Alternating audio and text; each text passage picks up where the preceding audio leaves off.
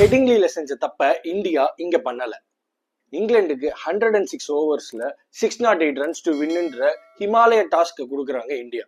244 runs லீட்ல இருந்த India டே 4ல batting ஆடி ரன்னை குவிச்சிட்டாங்க. Suman kill இந்த இன்னிங்ஸ்லயும் ஒரு மெஜஸ்டிக் 161 அடிச்சு டோட்டலா இந்த டெஸ்ட் மேட்ச்ல 430 ரன் அடிக்கிறாரு. The second most runs in single test மேட்ச்ன்ற ரெக்கார்டையும் அவர் முறியடிக்கிறாரு. ஒரு பக்கம் சுப்மன் கில் இந்த மாதிரி ஒரு மெஜஸ்டிக் இன்னிங்ஸ் ஆடிட்டு இருக்கும்போது, எதிர்பக்கம் நம்ம என்டர்டைனர் ரிஷப் பந்த் பேட்டை பறக்க விடுறாரு, ஷூவை பறக்க விடுறாரு, அதே மாதிரி போலர்ஸையும் பறக்க விட்டாரு. மற்றபடி KL ராகுலும் ஜடேஜாவும் 50+ ஸ்கோர்ஸ் ஆயிடுச்சு இந்தியா 427 ஸ்கோரோட டிக்ளேர் பண்றாங்க வித் லீட் ஆஃப் 607 ரன்ஸ். டே 4ல ஒரு 16 ஓவர் பாக்கி இருக்கு. இங்கிலாந்து 608 டார்கெட்னு சொல்லிட்டு பேட்டிங் ஆட வந்த உடனே ஜாக்ராலி எடுக்கிறாரு சிராஜ்.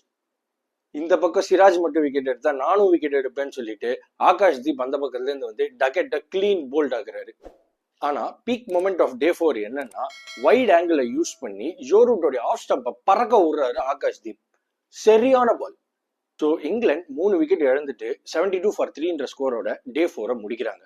டே 5க்கு மழையும் ப்ரெடிக்ட் பண்ணியிருக்காங்க. அண்ட் இங்கிலாந்துக்கு 536 ரன் தேவைப்படுது. ஹெடிங்லியில 378 அடிச்ச மாதிரி இங்க 536 அடிச்சு அவங்களால 2-0 அப் போக முடியுமா, இல்ல இந்தியா சீரீஸை லெவல் பண்ணுவாங்களான்னு டே 5ல பார்ப்போம்.